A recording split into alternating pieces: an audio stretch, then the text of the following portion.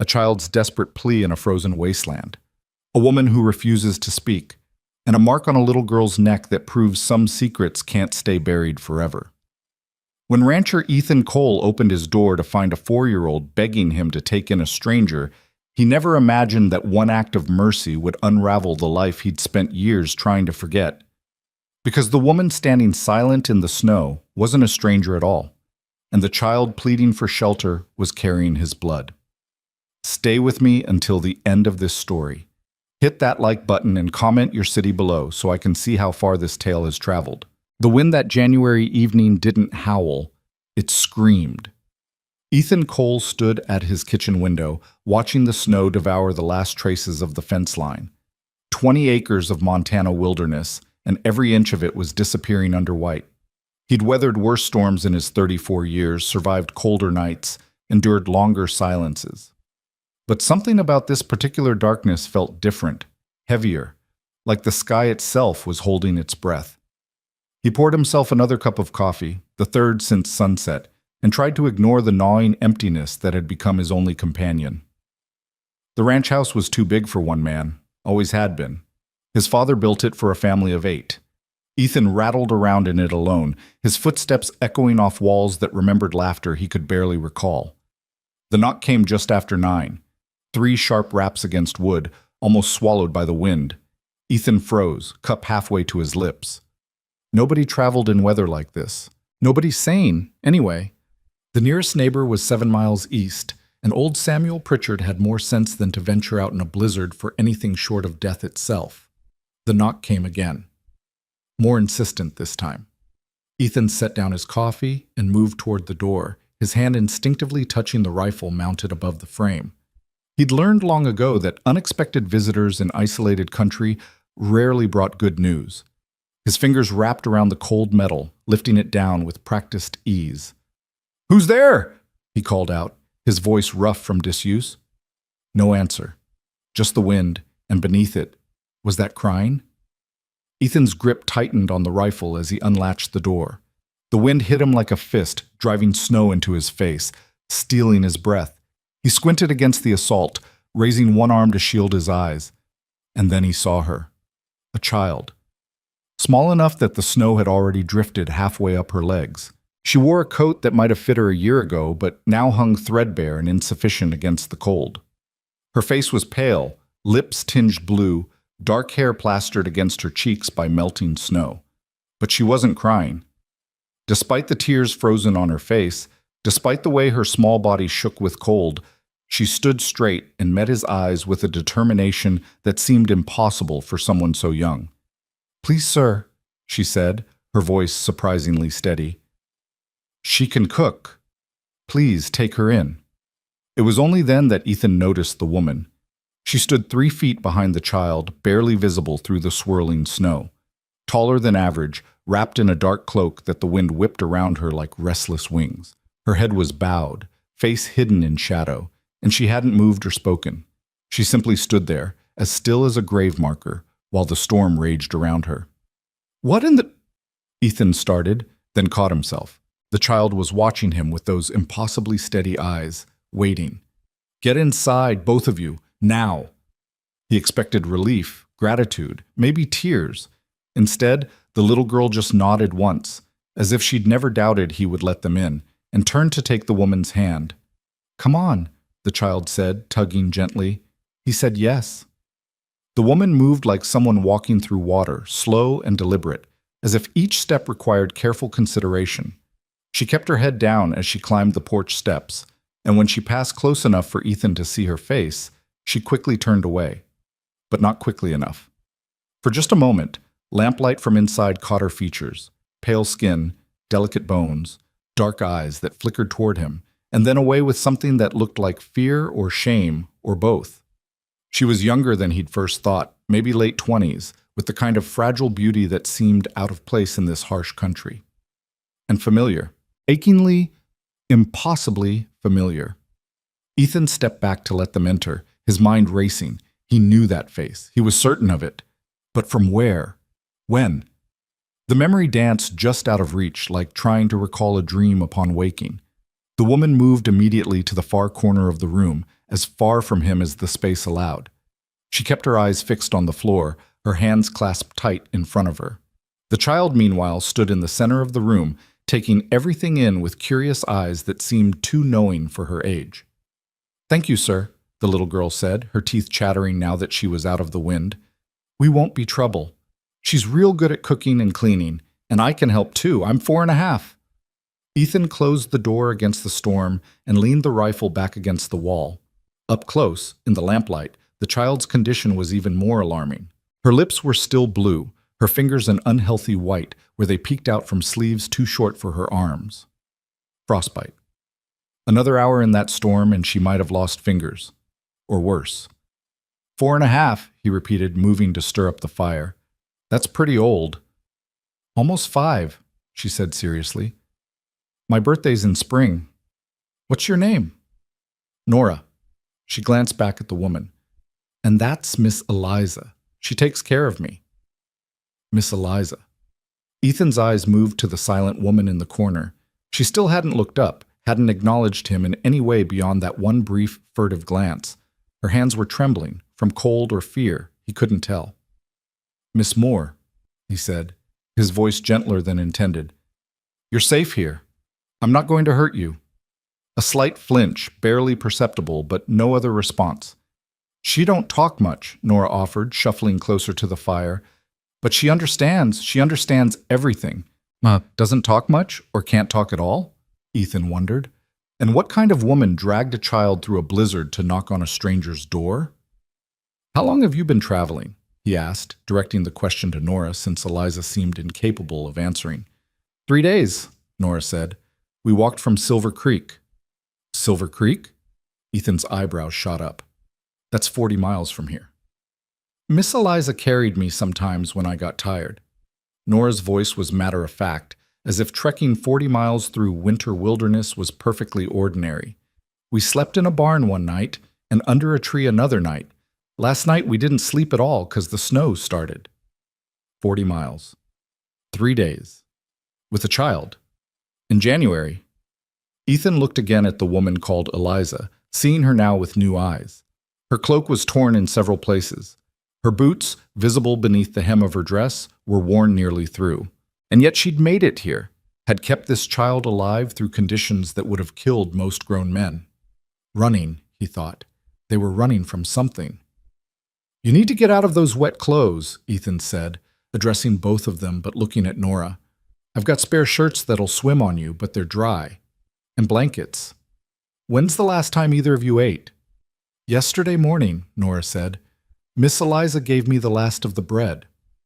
Gave you the last of the bread, which meant Eliza herself hadn't eaten in more than 24 hours, maybe longer. She'd starved herself to keep the child fed. Ethan moved to the kitchen, his mind working through logistics. Food first, warmth, then questions, though he suspected those questions wouldn't get him very far with a woman who wouldn't speak and a child too young to understand what she was running from. He pulled out what remained of the stew he'd made 2 days earlier, venison, potatoes, carrots from the root cellar. It wasn't fancy, but it was hot, and there was plenty of it. He set the pot on the stove to warm and turned to find Nora standing right behind him, having followed with the silent determination of a shadow. Can I help? She asked. You can sit down before you fall down, Ethan said, pulling out a chair. And tell me how you knew to come here. Nora climbed into the chair, her feet dangling well above the floor. Miss Eliza knew. She said you'd help us. She said that? Ethan glanced toward the corner where Eliza remained frozen.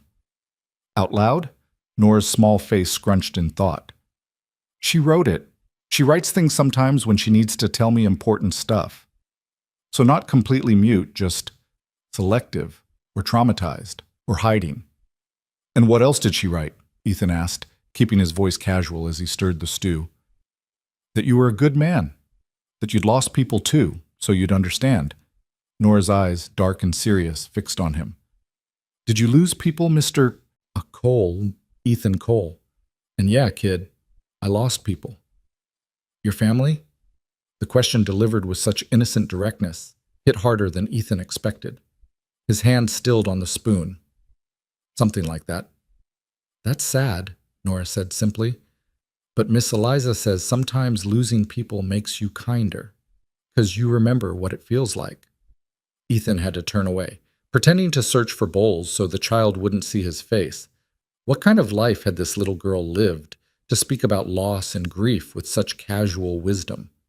What had she witnessed? What had been done to her, or to the woman who protected her? He ladled stew into 2 bowls and brought them to the table. Nora dove in immediately, eating with the single-minded focus of someone who'd forgotten what it felt like to be full. Ethan watched for a moment, then carried the second bowl to where Eliza stood. "Miss Moore," he said quietly, stopping a respectful distance away. "You need to eat." She didn't move, didn't acknowledge him. "The child is safe," he continued, "and you will be too, whatever you're running from. But you can't take care of her if you collapse. So please, eat." For a long moment, nothing. Then, slowly, Eliza's eyes lifted. Just enough for him to see them, deep brown, haunted, filled with exhaustion and wariness, and something else he couldn't quite name. They met as for barely a second before dropping again, but in that brief connection, Ethan felt something stir in his memory. A fragment of recognition, stronger this time, but still maddeningly out of reach. Eliza reached out with trembling hands and took the bowl. She didn't sit, didn't look at him again, but she ate standing there in the corner, each spoonful measured and careful, as if even accepting food was a calculated risk. Ethan returned to the kitchen and poured himself more coffee he didn't need. His mind was turning over possibilities, trying to make sense of what he'd let into his house. A mute woman and a child running from something 40 miles away, coming to him specifically because Eliza thought he'd help. But how did she know him? How did she know where to find him? He'd lived alone on this ranch for 6 years, kept to himself, made no friends, and few acquaintances. He went into town once a month for supplies, and spoke to no one beyond what was necessary. He was, by design and preference, invisible. So why did this woman know him? And why, despite all his instincts telling him this was complicated and dangerous, did he feel compelled to protect them? "Mr. Cole?" Nora's voice pulled him from his thoughts. She'd finished her stew and was watching him with those unsettling, too wise eyes. "Can I ask you something?" "Sure, kid." "Do you believe in family?" The question caught him off guard. "What do you mean?" "Miss Eliza says family isn't always who you're born to. She says sometimes family is who chooses to stay." Nora tilted her head, studying him. "Do you think that's true?" Ethan gripped his coffee cup tighter. "Yeah," he said after a moment. "I think that's true." "Good." Nora nodded, satisfied. "Then maybe we can be your family, just for a little while, until the bad man stops looking." The bad man. There it was. Confirmation of what Ethan had suspected. They were running from someone. Someone bad enough that a woman would risk death in a blizzard to escape him. "Nora," Ethan said carefully, "who's the bad man?" But before the child could answer, Eliza moved. Fast, urgent, crossing the room to place a hand on Nora's shoulder. She shook her head sharply, her meaning clear. "Don't tell." Nora's face fell. "But Mr. Cole should know." Another shake of the head, more emphatic. "Okay," Nora sighed. "We won't talk about it." Eliza's shoulders sagged with relief. She squeezed Nora's shoulder once, gently, then retreated back to her corner. Ethan wanted to push, wanted answers, but he recognized trauma when he saw it. Whatever they were running from, it had scared Eliza badly enough that she'd rather face the unknown danger of a strange man than let that information slip. Pushing now would only make her bolt storm or no storm. "All right," he said, setting down his cup with deliberate calm. "No more questions tonight. Let's get you both properly warmed up. I'll find some dry clothes." He disappeared into what had once been his parents' bedroom, a space he rarely entered anymore, and dug through the old trunk at the foot of the bed. His mother's dresses were still here, packed carefully in tissue paper that smelled of cedar and thyme. He pulled out the simplest one, a dark blue wool that might fit Eliza, and added one of his own flannel shirts for Nora. When he returned to the main room, he found Nora asleep in the chair, her head pillowed on her arms. The child had finally surrendered to exhaustion. Eliza stood beside her, one hand resting protectively on the girl's back, but her eyes were on Ethan, wary, watchful. "For you," he said quietly, holding out the dress. "It was my mother's, and the shirt is for Nora. The bedroom there," he gestured to a door on the left. "You can change in there. There's a bed. Both of you should sleep." Eliza hesitated, then slowly reached out and took the clothes. Her fingers brushed his for just a moment, and Ethan felt a jolt of something he couldn't name. Recognition? Memory? Whatever it was, it left him unsettled. Eliza gathered the sleeping child in her arms, lifting her with surprising strength for someone so slight, and carried her toward the bedroom. At the threshold, she paused and looked back at Ethan. Just for a second. And in that look, he saw something that made his chest tighten, gratitude, but also fear. And beneath both, something deeper, something that looked almost like grief. Then she was gone, the door closing softly behind her. Ethan stood alone in his kitchen, listening to the wind hammer at the walls, and wondered what in the name of heaven he'd just invited into his life. He moved to the window and stared out at the white darkness. The storm showed no signs of letting up. They'd be snowed in for days at least, possibly a week. No one in or out. Which meant whoever they were running from couldn't reach them. But it also meant Ethan was trapped here with two strangers and a growing certainty that nothing about this situation was what it seemed. He let the curtain fall and turned back to the empty room. The fire crackled, the wind howled, and somewhere in the bedroom, a woman who wouldn't speak and a child who spoke too well were sleeping in his mother's old bed. Ethan poured himself one more cup of coffee and settled into his father's chair by the fire. He wouldn't sleep tonight. Couldn't. Not with so many questions and so few answers.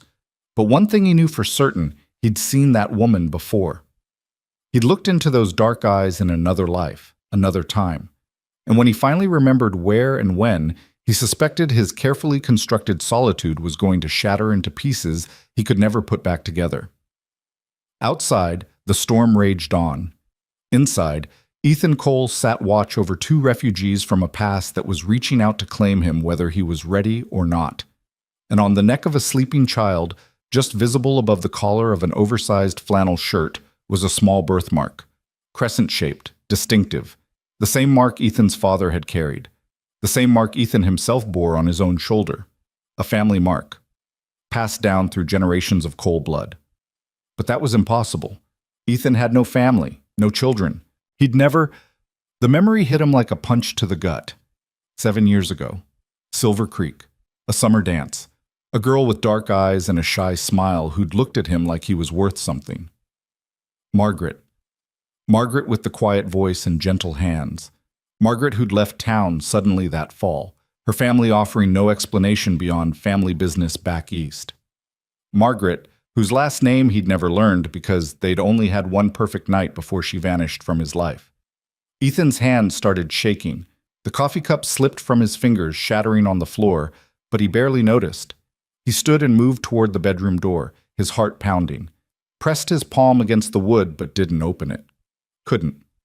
Because if he was right, if the woman sleeping in that room was Margaret, then the child was his daughter. And every year he'd spent alone. Every day he'd told himself he'd never have a family. Every moment he'd believed himself beyond redemption or love. All of it had been a lie built on loss he'd never understood. Ethan backed away from the door, his breath coming too fast. The room spun. He grabbed the edge of the table to steady himself. A daughter. He had a daughter. The question wasn't why they'd come to him. The question was why it had taken them so long. And what had happened in the years between to make Margaret, Eliza, whatever name she was using, so afraid that she couldn't even speak. What had been done to her? What had she endured?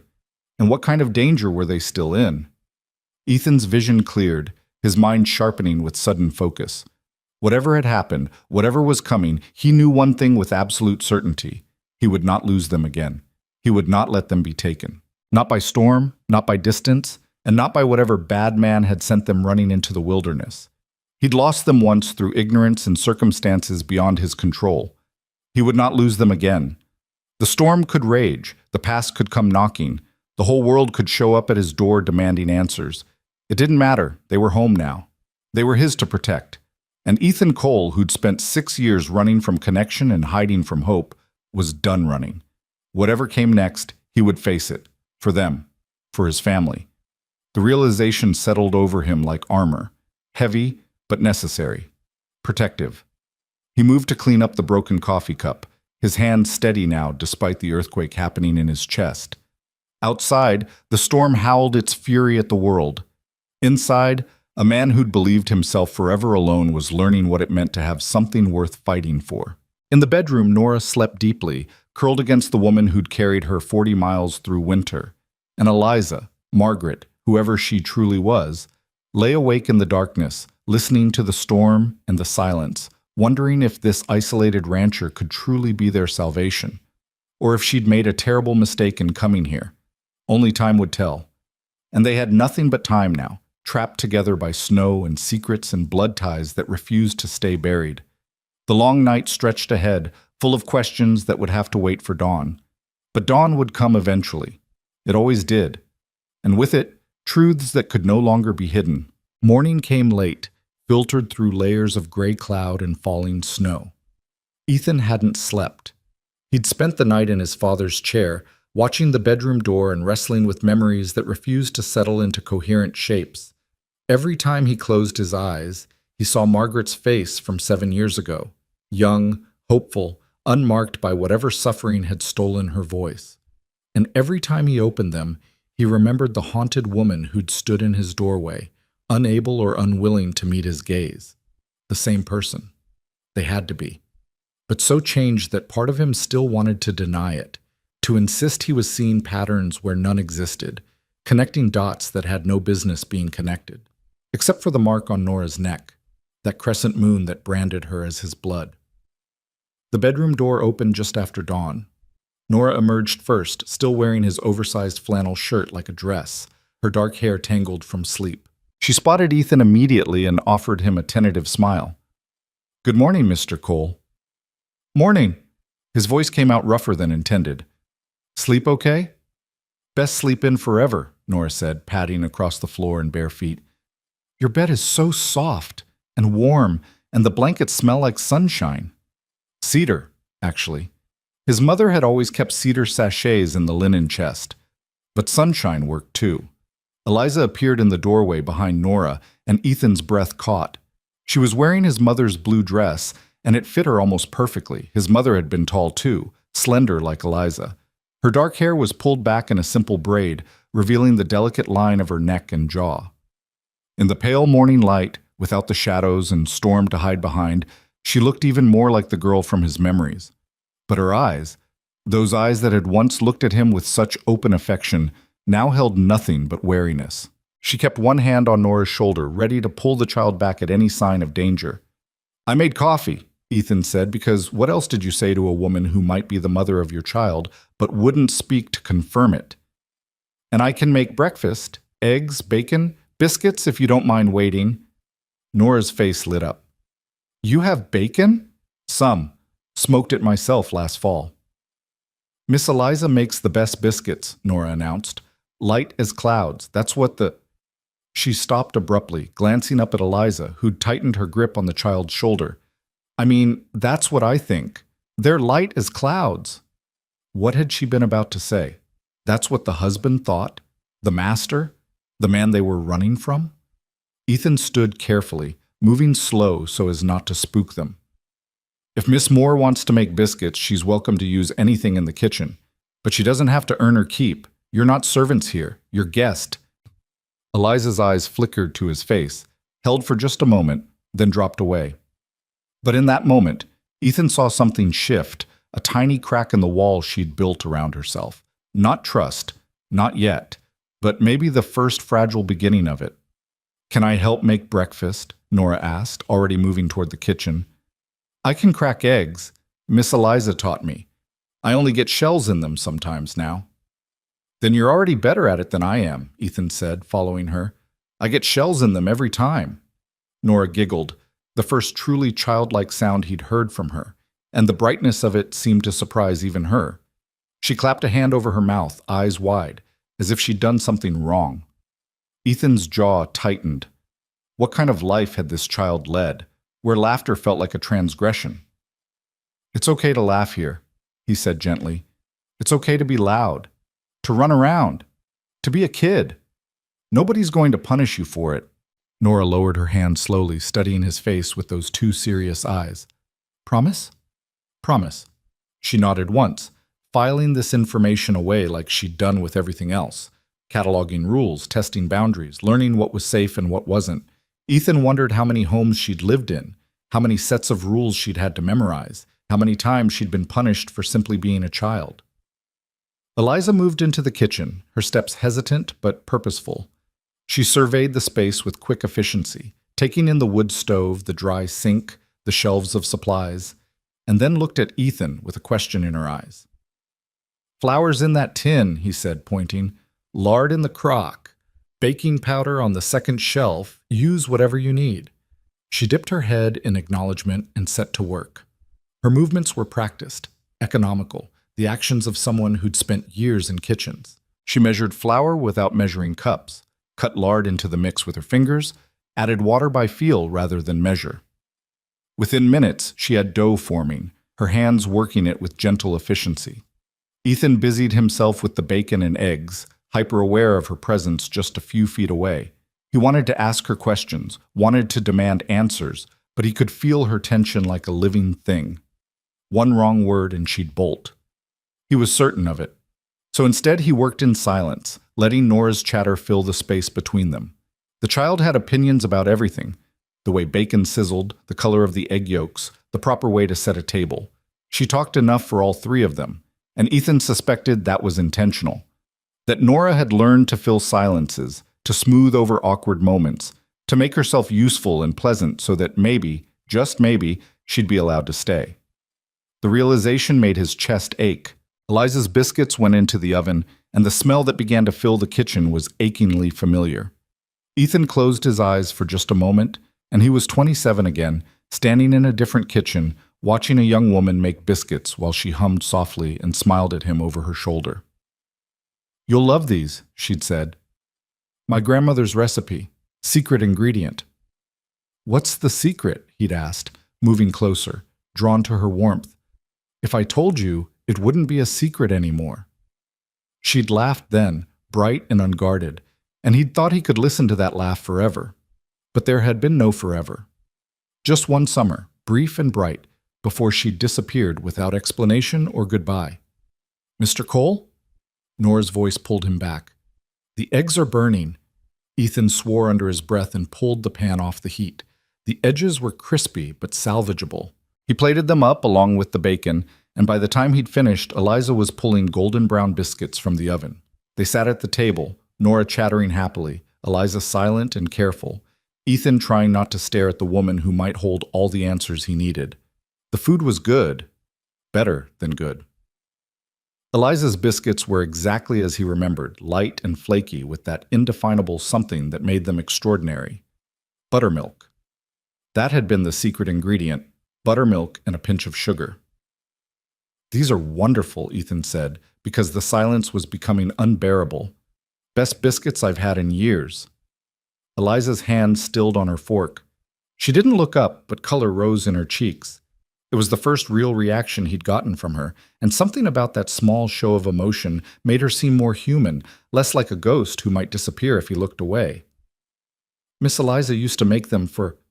Nora started, then caught herself again. She makes them special, for special occasions. Is today special? Ethan asked. Nora considered this seriously. We're not in the snow anymore, and we're not hungry, and nobody's yelling, so yes, today is special. Nobody's yelling. Such a simple statement, but it told him volumes about what their normal had been. They finished breakfast in a silence that was almost comfortable. Nora helped clear the dishes, and Eliza moved to wash them before Ethan could protest. He watched her work, watched the way her hands moved through the motions with automatic precision, and tried to reconcile this quiet, broken woman with the girl who danced with him under summer stars. Storm's not letting up, he said eventually, looking out the window at the white wall beyond. We're stuck here for a while. Could be days. Eliza's shoulders tensed, but she kept washing dishes. That means you're safe, Ethan continued, keeping his voice even. Whatever you're running from, it can't reach you here. Not until the snow clears. So you can rest. Both of you. You don't have to be afraid. Nora looked up at Eliza, clearly wanting to believe this. Eliza's hands paused in the dishwater, and for a long moment she stood perfectly still, as if testing the truth of his words against everything she knew about the world. Then slowly she nodded. Just once. But it felt like progress. The morning stretched into afternoon. The snow kept falling, steady and relentless, burying the world in white silence. Ethan tried to go about his normal routines, checking on the horses in the barn, splitting wood, maintaining the property, but his awareness kept returning to the two refugees in his house. Nora followed him everywhere, fascinated by everything. She wanted to meet the horses, wanted to know how to split wood, wanted to learn about ranching and animals and why snow fell and how fires worked. Her curiosity was boundless, as if she'd spent years in silence and was finally free to ask every question she'd been storing up. Eliza watched from windows, never straying far from the house, never letting Nora completely out of her sight. Even when the child was clearly safe, even when it was just Ethan and Nora feeding the horses together, Eliza's face would appear in the window, checking, monitoring, unable to relax. "She worries about me," Nora said, catching Ethan looking back at the house. "She thinks something bad might happen if she's not watching." "Has something bad happened before?" Nora's expression shuddered. "I'm not supposed to talk about before." "Okay." Ethan handed her a brush. "Want to help me groom Thunder?" The horse, a massive bay gelding, lowered his head obligingly, and Nora giggled as she stretched up to brush his nose. "He's so big." "Gentle, though. Won't hurt you." "Miss Eliza says the biggest things are often the gentlest. She says it's the small, mean things you have to watch out for." Ethan filed that away, another piece of the puzzle. "Miss Eliza sounds wise." "She is." Nora's brush strokes were tentative but growing more confident. "She knows everything. She can read and write and do numbers. She taught me my letters, and she knows about plants and medicine and how to make things grow. She's the smartest person I know." "How long have you known her?" "Forever," Nora said simply.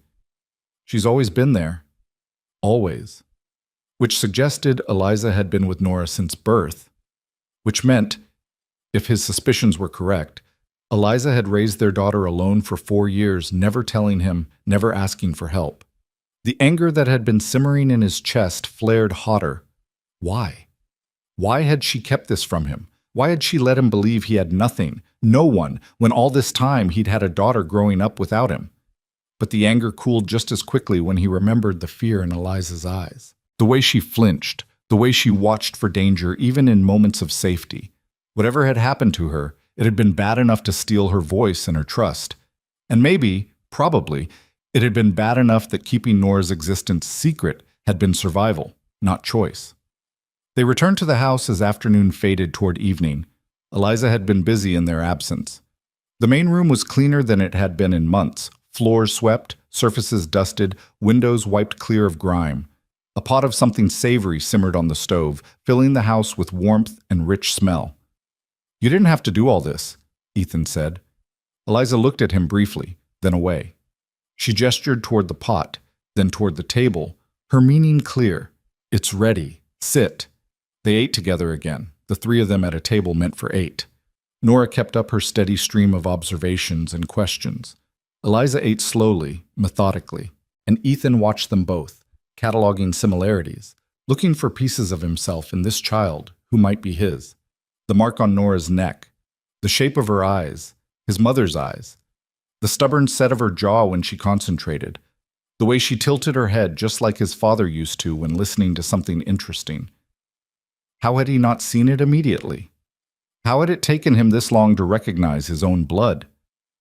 "Because you weren't looking," a voice whispered in his mind. "Because you'd convinced yourself you'd never have this." After dinner, Nora grew quiet, her eyelids drooping despite her obvious efforts to stay awake. Eliza gathered the child in her arms and carried her to the bedroom, and Ethan was left alone with his thoughts and the dying fire. He'd just started to think they'd retired for the night when Eliza emerged again. She stood in the doorway, hesitant, wringing her hands. Then, with visible effort, she crossed the room and stopped in front of him. She was holding a piece of paper folded small. She held it out to him with trembling fingers.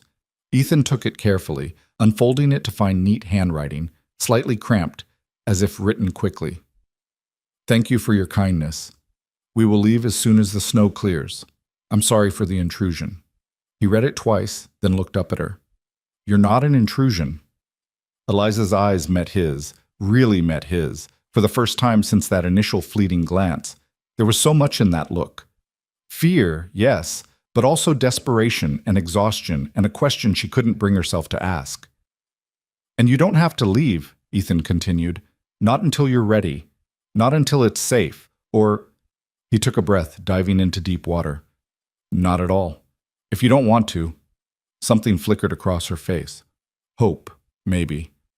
Or disbelief. Margaret, he said quietly, testing the name. She flinched as if struck, taking a step back. Her hand flew to her throat, and tears sprang to her eyes. It is you, Ethan said, standing slowly. You're her. You're Margaret. She shook her head frantically, backing away further. No, no, no. I know it's you. I recognized you. And Nora, he gestured toward the bedroom. She has the family mark, the same mark my father had, the same one I carry. She's mine, isn't she? She's my daughter. The tears spilled over, tracking down Eliza's cheeks.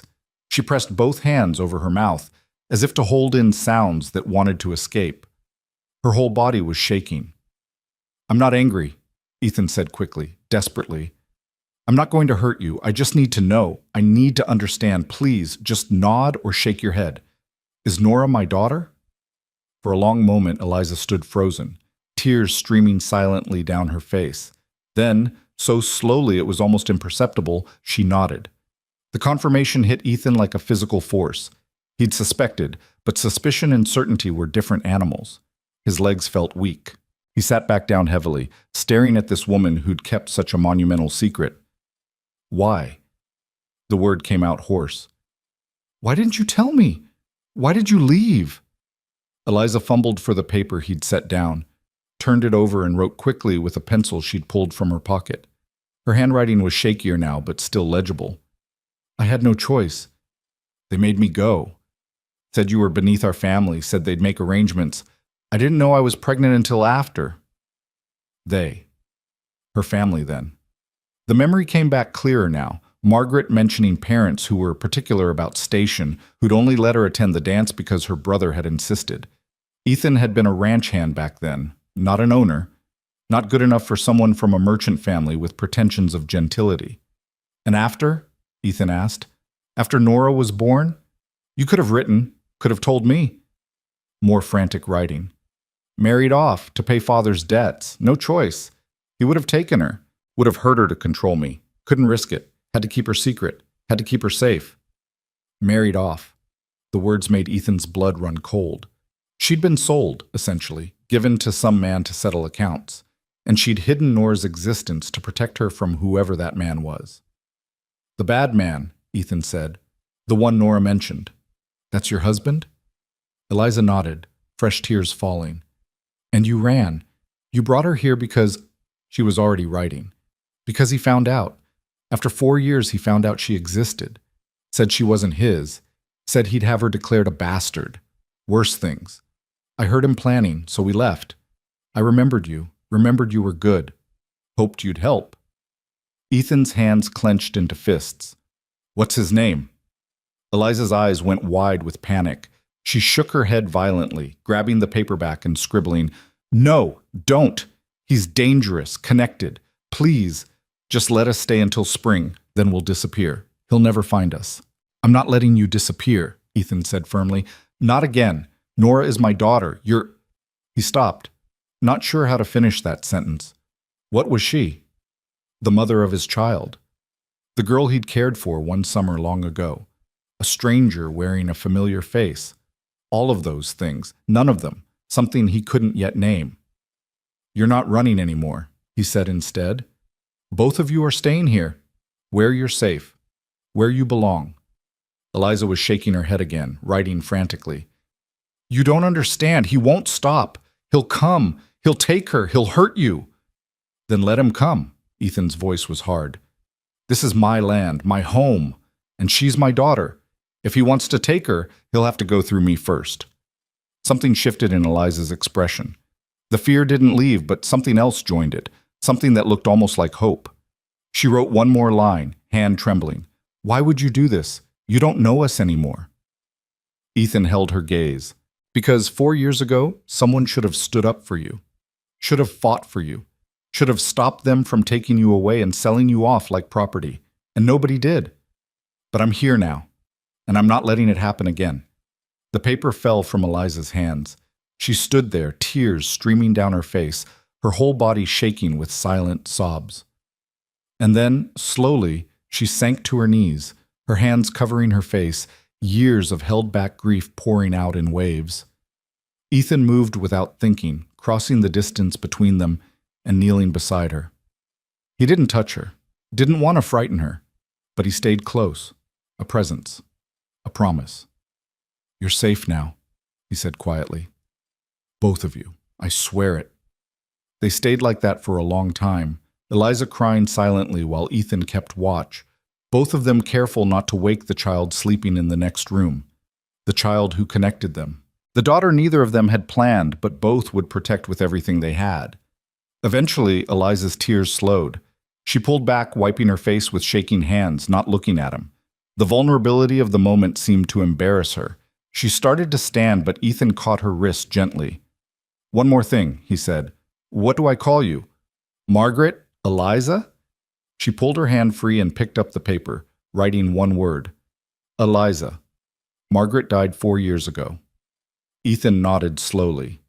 "Eliza, then." She stood, smoothing down her skirt with trembling hands, still not meeting his eyes. Then she moved quickly back to the bedroom, closing the door behind her with a soft click. Ethan stayed on the floor for a moment longer, processing everything that had just happened. He had a daughter. He had a 4-year-old daughter named Nora, who made him laugh and asked impossible questions and had his family's mark on her neck. And he had Eliza, Margaret, who was no longer Margaret, damaged and silent and terrified, but here, actually here, in his house, after 7 years of absence. He stood slowly and returned to his chair by the fire.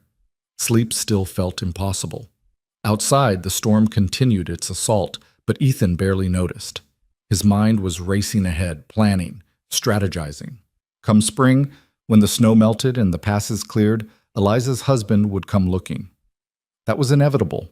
Men like that, men who bought women to settle debts, men who threatened children, they didn't let go easily, didn't accept loss. But this was Montana. This was his land, his home. And Ethan had learned long ago how to defend what was his.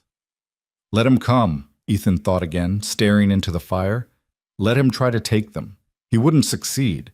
Ethan would make sure of that. Dawn came again, gray and cold. Ethan woke stiff in his chair to find Nora sitting on the floor nearby, watching him with curious eyes. "You didn't sleep in a bed," she observed. "Wanted to keep the fire going," Ethan said, which was partially true. "Miss Eliza says you're being kind to us." Nora's expression was solemn. "Are you going to keep being kind, or will you change your mind like other people did?" "I'm not going to change my mind." "How do you know?" "Because you're my daughter," Ethan said, taking the leap. "And I don't abandon family." Nora tilted her head, considering this. "Miss Eliza said you might be my papa. Is that true?" "Yes, that's true."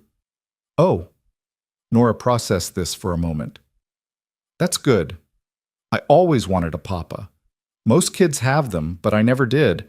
Miss Eliza said mine had to go away, but that he would have stayed if he could have.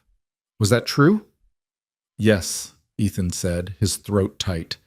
"If I'd known about you, nothing could have kept me away." Nora nodded, satisfied.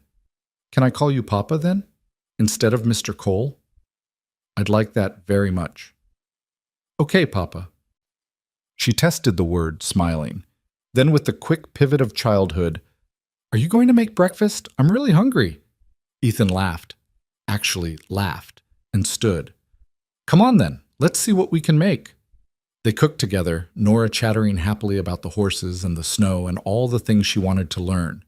And when Eliza emerged from the bedroom, still wary but slightly less rigid, she found them laughing over burnt bacon and eggs cooked just right. She stopped in the doorway, watching them, And for just a moment, the fear in her eyes was replaced by something else, something that looked like hope for a future she'd thought lost forever. And in that snow-buried ranch house, cut off from the world, three people who'd been broken by circumstances beyond their control began the slow, careful process of becoming whole. The days blurred together in a strange, suspended peace. The storm held them captive for nearly a week, the snow piling so high against the windows that the house felt like a cave carved from winter itself. But inside, something unexpected was happening, something that felt almost like healing. Nora bloomed in the warmth and safety. She laughed more each day, her questions growing bolder, her movements less cautious. She followed Ethan everywhere, mimicking his walk, his gestures, soaking up every scrap of attention like a flower turning toward sun it had never known existed. "Papa, why do horses sleep standing up?" "Papa, where does the smoke go when it leaves the chimney?" "Papa, if snow is just frozen rain, why doesn't rain freeze before it falls?" Each papa landed in Ethan's chest like a small miracle. He'd never imagined the weight a single word could carry, the way it could remake a man from the inside out. He found himself smiling at odd moments, caught off guard by joy he'd forgotten how to feel. Eliza remained more guarded, but even she was changing. Small shifts, barely noticeable at first. She started making eye contact for longer than a second. Her hand stopped shaking when she cooked. She moved through the house with slightly less fear, as if testing whether this safety was real or just another trap waiting to spring closed. She still didn't speak, but she wrote more freely now. Little notes left on the table in the morning. "Thank you for the firewood. Nora enjoyed the stories last night. The roof is leaking in the northeast corner." Ethan responded to each one, sometimes in writing, sometimes aloud, treating their strange hybrid conversation as if it were perfectly normal. And gradually, it became so. On the fourth day of their confinement, Nora discovered the trunk in the spare bedroom. Ethan heard her excited shriek and came running, finding her surrounded by his mother's old things, dresses, shawls, a hat box full of ribbons and lace. "Papa, look at all the beautiful things. Whose are they?" "They were my mother's," Ethan said, kneeling beside her. "She passed away when I was younger." Nora's face fell. "I'm sorry, that must have made you very sad." "It did. Still does sometimes. Miss Eliza says it's okay to be sad about people we loved. She says sadness means they mattered." Nora pulled out a blue shawl, holding it up to the light. "Was your mama pretty?" "Very pretty. And kind. She would have loved you." "Really?" Nora's eyes went wide. "How do you know?" "Because she always wanted a granddaughter. She told me so right before she died. Said she hoped I'd have a little girl someday who could wear her ribbons and learn her recipes and carry on all the things that made our family special." Nora clutched the shawl tighter. "I could do that. I could learn things. If you teach me." "I will," Ethan promised. "We'll both teach you. Me and Miss Eliza." At the mention of her name, they both turned to find Eliza standing in the doorway. She'd been watching, silent as always, but tears were streaming down her face. When Ethan met her eyes, she mouthed two words. "Thank you." That night, after Nora had fallen asleep wearing 3 of his mother's ribbons in her hair, Ethan and Eliza sat together by the fire for the first time. Not speaking, Eliza couldn't, and Ethan had learned the value of comfortable silence, just existing in the same space without fear. Eliza had brought her paper and pencil, though, and after a long while she began to write. When she finished, she handed the paper to Ethan. "I need to tell you what happened. You deserve to know, but it's hard to write, hard to remember." "You don't have to," Ethan said, "not if it hurts too much." She shook her head and took the paper back, writing more. "I do, because when he comes, and he will come, you need to know what you're facing." Ethan's jaw tightened, but he nodded. "All right, I'm listening." Eliza's hand moved across the page, slower now, each word seeming to cost her something. Ethan watched her face as she wrote, saw the way her expression closed off, how she retreated into some internal fortress to survive the telling. When she finally handed him the pages, 3 of them, covered in cramped writing, her hands were shaking again. Ethan read slowly, feeling his anger build with each line. Her father had owed money to a man named Cyrus Blackwood. a wealthy merchant from Silver Creek with connections to judges, lawmen, and half the territorial government. When the debt came due and couldn't be paid, Blackwood had offered an alternative: marriage to Margaret, the eldest daughter. 20 years old, educated, pretty enough to be shown off at social functions. Her father had agreed without asking her. The wedding happened within a month. He seemed kind at first, Eliza had written. Polite, proper. But that changed after the ceremony. He wanted a decoration, not a wife. Someone to dress up and show off and keep silent. When I spoke out of turn or expressed opinions he didn't like, he found ways to correct me. The corrections had started small: locked doors, missed meals, public humiliation. Then they'd escalated. Ethan's hands clenched the paper tighter as he read about the first time Blackwood had struck her, the first time he'd locked her in a room for days, the first time he'd threatened to do worse if she didn't learn her place. I learned to be silent, she'd written, learned that speaking only brought pain. Eventually, the silence became permanent. My voice just stopped working, like my body knew better than my mind what was safe. But through it all, she'd hidden Nora's existence, had claimed the child was an orphan she'd taken in out of charity. Blackwood had allowed it because it made him look magnanimous, and because children bored him. As long as the girl stayed out of sight and didn't cost too much to feed, he didn't care. For 4 years, it had worked. Nora grew up in servants' quarters, raised by Eliza in stolen moments, told to call her Miss Eliza instead of Mother, taught to be invisible. Then, 3 weeks ago, Blackwood had overheard Nora singing, a lullaby Eliza used to sing, back when she still had a voice, a lullaby her own mother had taught her, passed down through generations. Blackwood had recognized it, had done the math, had confronted Eliza with cold rage and colder certainty. He knew she wasn't his, Eliza had written, knew she had to be from before. He was going to have her declared illegitimate, was going to send her away to one of those places where unwanted children go, or worse. I heard him talking to his associates about it, planning. So that night, while he was in town on business, we ran. The pages ended there, but Ethan could fill in the rest. 3 days of walking through winter, 40 miles with a child, arriving half dead at his door because Eliza had remembered one kind summer and hoped that kindness might still exist. He set the pages down carefully, his hands trembling with suppressed rage. This man, Cyrus Blackwood, he hurt you. Eliza nodded, not meeting his eyes. For years, another nod, and now he's looking for you, for Nora. A third nod, and this time she did look at him, her eyes pleading for understanding. She grabbed the pencil and wrote quickly, I'm sorry. I shouldn't have brought this to your door, but I had nowhere else to go, no one else who might help. Don't apologize, Ethan said, his voice harder than he intended. You did the right thing. You got her away from him. You survived. And now you're here. And he can't hurt either of you anymore. Eliza's expression was doubtful, hopeless. She wrote, You don't know him. He has power. Money. Friends in every town from here to the capital. When the snow clears, he'll come, and he'll have the law on his side. The law says a man can beat his wife silent. The law says a wife is property. The law says he has rights to any child in his household. The law... She stopped writing, her hand cramping. When she continued, the words were barely legible. The law won't help us. Ethan stood, pacing to the window and back, his mind working through possibilities. She was right about the law.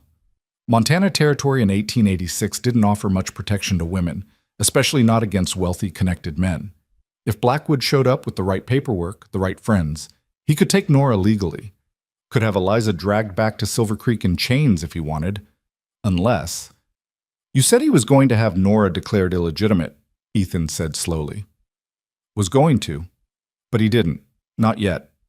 Eliza shook her head. So legally, as far as any court knows, she's still considered his ward, the orphan you took in. A nod. Which means, Ethan continued, the plan forming as he spoke, we need to establish her real parentage before he can file anything. We need to claim her publicly. Put it on record that she's mine, not his. That she was never his to take. Eliza's eyes widened. She wrote frantically. That would expose everything, would make it a scandal. You'd be admitting to fathering a child out of wedlock. It would ruin your reputation. I don't care about my reputation, Ethan said. I care about keeping my daughter safe. And if claiming her publicly is what it takes, then that's what we'll do. But no buts. The minute this snow clears, we're going into town. We're filing the paperwork, birth certificate, affidavit of paternity, whatever it takes to make it legal and official. He met her eyes, his expression fierce. She's my daughter, mine, and no piece of paper from Cyrus Blackwood is going to change that. Eliza stared at him, tears spilling over again. She looked like she wanted to argue, to protest, to point out all the ways this could go wrong. But finally, she just nodded and wrote one more line. Thank you for fighting for her. I'm fighting for both of you, Ethan said quietly. Something passed between them then, in the firelight and silence. Not love. Not yet. Too much had happened. Too much time had passed. But understanding. Recognition. The beginning of something that might, given time and safety, grow into trust. The storm broke on the 7th day. Ethan woke to sunlight, actual sunlight, streaming through the windows, and the absence of wind for the first time in a week. When he stepped outside, the world was transformed. Snow lay 3 feet deep in places, sculpted into fantastic shapes by the wind, glittering under a sky so blue it hurt to look at. Nora squealed with delight when she saw it, immediately begging to go outside and play. Eliza bundled her up in layers of wool and flannel, and Ethan watched his daughter experience her first real snowfall with the joy of someone who'd never been allowed to be a child before. Papa, I can make angels, look! She flopped backward into a drift, waving her arms and legs. I see! That's a good one. Miss Eliza, come make one too. Eliza hesitated on the porch, wrapped in his mother's old cloak. Ethan caught her eye and nodded toward the snow. Go on. When's the last time you played? She looked at him for a long moment, something shifting in her expression. Then, carefully, she stepped down off the porch and into the deep snow. She made her way to where Nora was already constructing a second angel, and after another moment's hesitation, she lay down in the snow beside her daughter. Ethan watched them make snow angels together, mother and daughter, their laughter. Nora's voiced, Eliza's silent but visible in the shaking of her shoulders, rising into the clear air. And for just a moment, he let himself imagine a future where this was normal, where they were a family, where the past stayed buried and the future held nothing but bright, clear days. But the peace lasted only 3 more days. Ethan was in the barn, mucking stalls while Nora helped by talking to the horses when he heard it. The sound of hoofbeats, multiple riders, coming up the road from town. His blood went cold. He dropped the pitchfork and moved to the barn door, his hand automatically reaching for the rifle he'd started keeping close. 4 riders crested the hill. They were still too far away to identify, but Ethan could see they were dressed well, riding good horses. Not neighbors, not anyone who belonged out here in the middle of winter. Nora, he said quietly, go to the house. Get Miss Eliza. Tell her we have visitors. Tell her to stay inside and lock the door. Something in his tone made Nora's smile vanish. Is it the bad man? I don't know yet, but I need you inside. Now, go. She went, running through the snow without argument. Ethan watched until she reached the house and disappeared inside, then turned his attention back to the riders. They were closer now. He could make out details. 3 men and a woman, all dressed in city clothes ill-suited for the backcountry. The lead rider was a man in his 40s, well-fed, with the kind of confidence that came from never being told no. He sat his horse like someone who'd hired people to teach him how, technically correct but fundamentally uncomfortable. Cyrus Blackwood. Ethan knew it without being told. The riders pulled up in front of the house. Blackwood's eyes swept over the property with barely concealed disdain, taking in the weathered barn, the simple ranch house, the raw frontier reality of it all. This is the place? He said to the woman beside him. She was older, severe-looking, with a face like winter itself. According to the innkeeper, yes, sir, Ethan Cole's property, only ranch house for miles. Blackwood dismounted with the careful movements of someone unfamiliar with horses. The other 2 men, hired muscle by the look of them, followed suit. Ethan stepped out of the barn, rifle held casually across his chest. Not pointed at anyone. Not yet. But visible. Help you, gentlemen? Blackwood turned to face him, his expression cool and appraising. Mr. Cole, I presume. I'm Cyrus Blackwood from Silver Creek. I believe you have something that belongs to me. Don't have anything that belongs to anyone but myself, Ethan said evenly. You must be mistaken. I don't think so. Blackwood's smile didn't reach his eyes. My wife and ward have been missing for nearly 2 weeks. I have it on good authority they took refuge here during the recent storm. I've come to collect them and bring them home. Your wife. Ethan let the words hang in the air. You mean the woman you beat silent? The one you terrorized for 4 years? Blackwood's expression didn't change, but something flickered in his eyes. Anger, quickly controlled. I don't know what lies she's told you, but I assure you my wife is unwell, prone to flights of fancy and hysteria.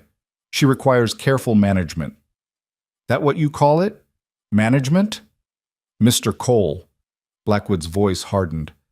I'm trying to be civilized about this. My wife is my legal property. The child is my legal ward. Whatever story they've told you, whatever sympathy they've generated, it doesn't change the law. They need to come home with me. Now. No. The word dropped between them like a stone. Blackwood's men shifted, hands moving toward weapons. Ethan's grip on his rifle tightened imperceptibly. I beg your pardon, Blackwood said, his voice dangerously soft. I said no. They're not going anywhere with you. Mr. Cole, I don't think you understand the situation. I understand perfectly. Ethan took a step forward. You married a woman to settle a debt. You spent 4 years breaking her down, hurting her, stealing her voice. And when you discovered she had a daughter, my daughter, you decided to punish them both by threatening to take the child away. So they ran. And they came here. Where they're safe. Where they're staying. Blackwood's composure cracked. Your daughter? That's a convenient fiction. The child is mine, Ethan interrupted. Born 5 years ago to Margaret Whitmore, before you ever touched her. She has my family's mark, my blood, and I have every intention of filing legal claim to her the moment the courthouse opens. A bastard child has no legal standing. She's not a bastard if I claim her, and I do, publicly, in front of witnesses. Ethan looked pointedly at the men and woman Blackwood had brought. 4 witnesses, in fact. Blackwood's face flushed red. This is absurd. You can't just... I can. I am. And if you try to take them, if you so much as step toward that house, I'll drop you where you stand. The rifle, still held casually, shifted slightly, just enough to make the threat explicit. Blackwood's men tensed, but before anyone could draw a weapon, the house door opened. Eliza stood in the doorway, Nora behind her. Even from a distance, Ethan could see how pale she was, how her hands gripped the doorframe for support. Eliza! Blackwood's voice changed, becoming almost gentle, cajoling. Darling, come now. This has gone on long enough. You've had your little rebellion, but it's time to come home. Bring the child. We'll forget all this unpleasantness. Eliza didn't move, didn't make a sound. Eliza, Blackwood said again, harder now. You're making a scene. You know how I dislike scenes. Still nothing. If you don't come out here right now, there will be consequences. Do you understand me? Consequences. Nora pushed past Eliza, her small face fierce. Don't talk to her like that. You're mean and she doesn't have to listen to you anymore. Blackwood's expression went cold. Child, you will be silent. Your betters are speaking. My papa says I can talk whenever I want. And he says we don't have to go with you. And he says, your papa? Blackwood's laugh was ugly. That man is not your father, you stupid child. You have no father. You're nobody. A mistake. An embarrassment your mother tried to hide from decent society. That's enough, Ethan said, his voice like iron. You need to leave. Now. I'm not leaving without... Yes, you are. Ethan raised the rifle, pointing it directly at Blackwood's chest. You're going to get back on your horse. You're going to ride back to Silver Creek, and you're going to stay there. Because if you come back, if you try to take them, if you even think about filing legal action against them, I will make sure everyone in Montana Territory knows exactly what kind of man you are. You wouldn't dare. Try me. Ethan's eyes were cold. I'll tell every newspaper, every judge, every person who'll listen about how you beat a woman silent. how you terrorized a child, how you bought a wife like livestock and treated her worse. You want to talk about scandals, about reputations. Let's see how your business connections hold up when everyone knows what you really are. Blackwood's face went white, then red, then white again. You have no proof. I have her. I have 4 years of scars and trauma and silence that speaks louder than any words. And I have a daughter who can describe exactly what she saw and heard in your house. Ethan's voice was steady, implacable. So here's what's going to happen. You're going to leave. Eliza is going to file for legal separation on grounds of cruelty, and Nora is going to be declared my legitimate daughter through a paternity claim. Any attempt to contest it, and I start talking, loudly, to everyone who will listen. The standoff stretched. Blackwood's men looked uncertain, clearly not having signed up for a fight that might turn deadly. The woman who'd come with them had already backed toward her horse. Finally, Blackwood spoke, his voice shaking with suppressed rage. This isn't over. Yes, Ethan said quietly. It is. For a long moment, Blackwood stared at him with pure hatred. Then he turned, climbing back onto his horse with jerky, furious movements. His men followed quickly, clearly relieved to be leaving. You'll regret this, Blackwood said from his saddle. Both of you. I have friends, connections. You think you can hide out here in the wilderness, but goodbye, Blackwood.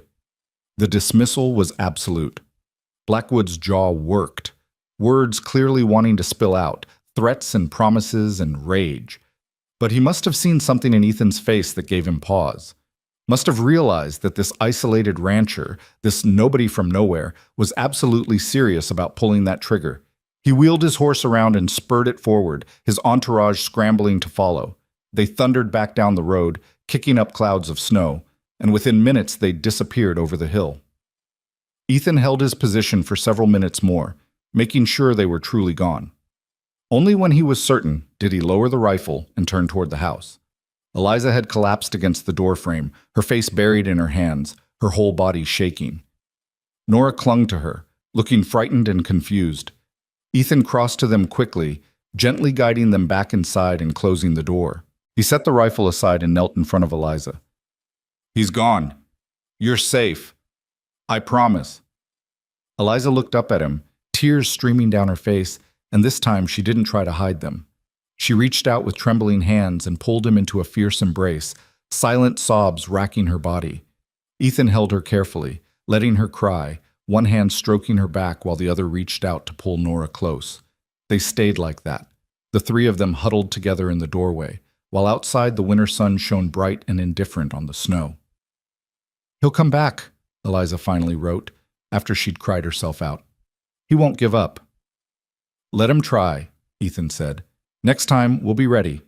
And next time, we'll have the law on our side. You really meant it? About claiming Nora? About the legal separation?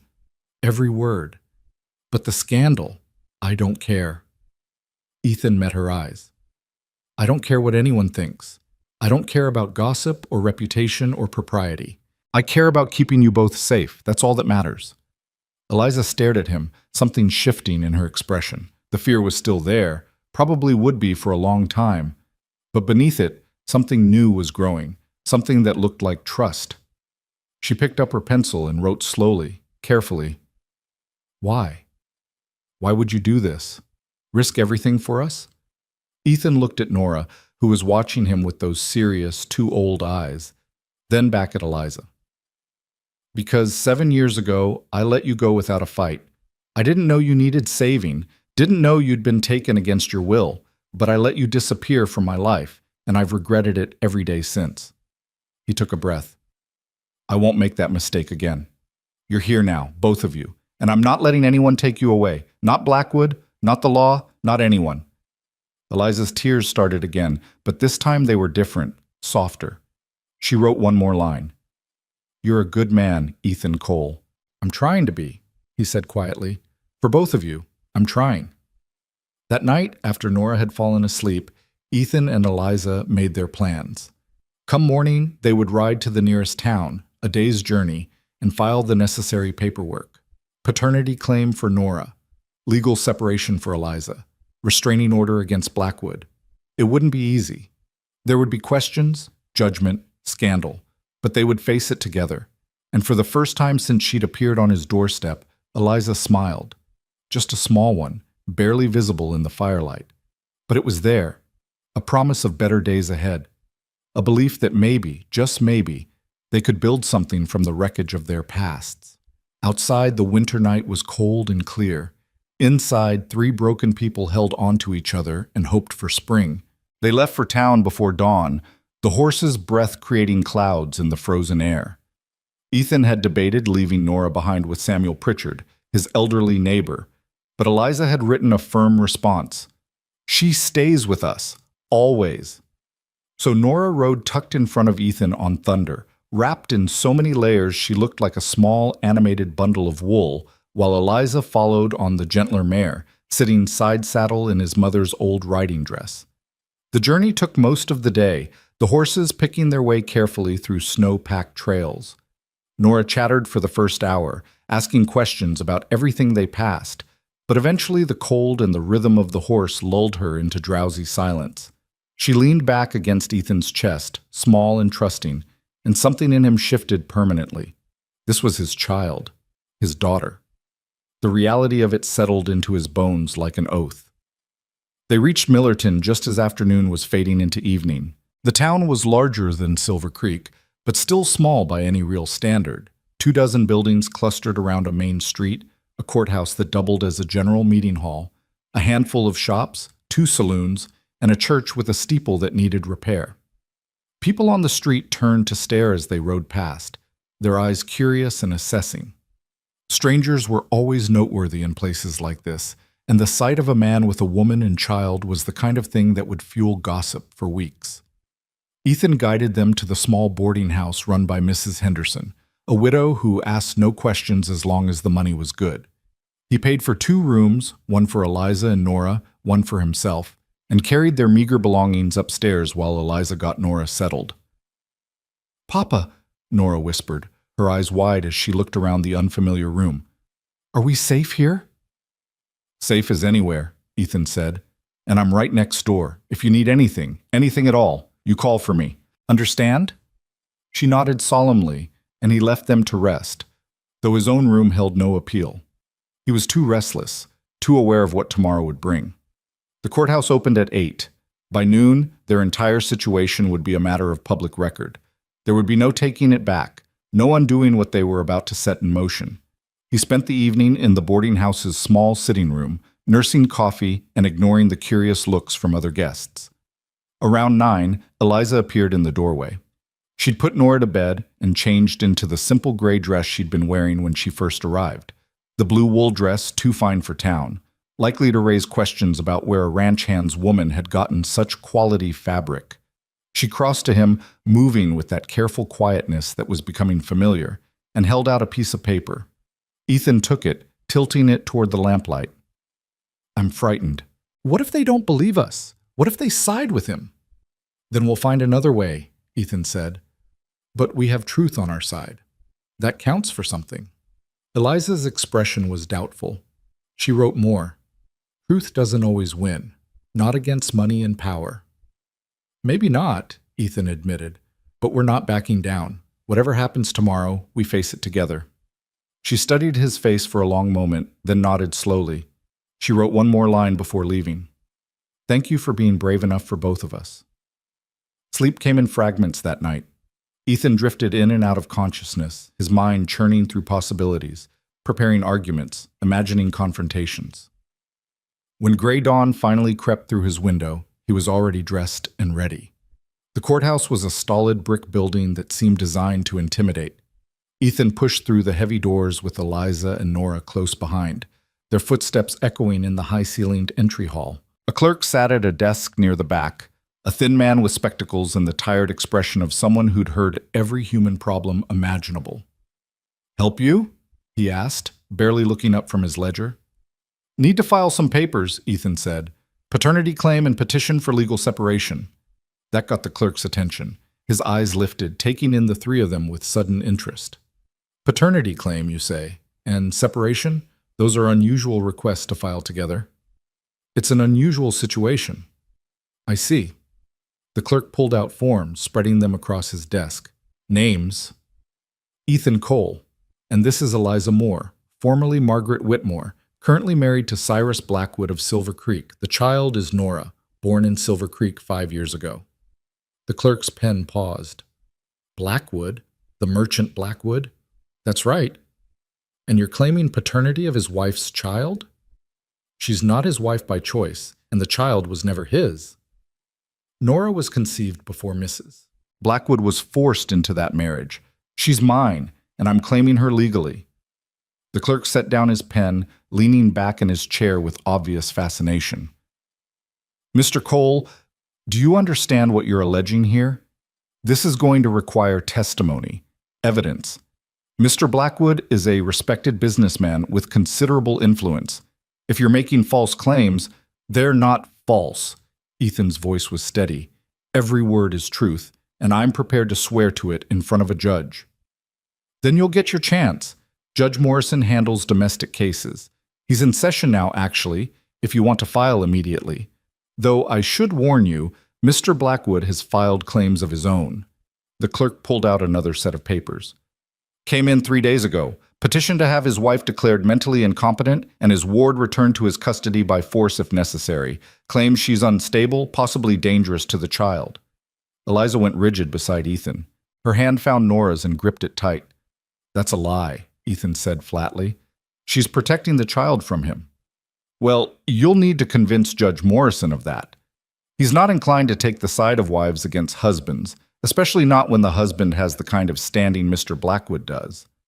The clerk's expression softened slightly. I'll be honest with you, Mr. Cole. You're fighting an uphill battle. The law favors men like Blackwood. Money talks, if you understand me. I understand. Ethan met his eyes. But we're filing anyway. Today. Now. The clerk sighed and picked up his pen again. Your funeral. Let's get the paperwork started. It took 2 hours to complete all the forms, 2 hours of questions, signatures, sworn statements. Eliza couldn't speak her testimony, so she wrote it out in painful detail. Her forced marriage, the years of abuse, her reasons for fleeing. Ethan provided his own affidavit claiming Nora as his biological daughter and requesting legal recognition of paternity.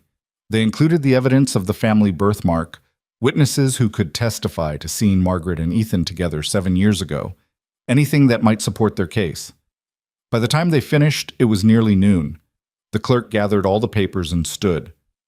Judge Morrison can see you now, but Mr. Cole, he's already heard Mr. Blackwood's side. This won't be easy. Nothing worth doing ever is, Ethan said. The courtroom was smaller than he'd expected, more like a large office than the grand halls of justice from newspaper illustrations.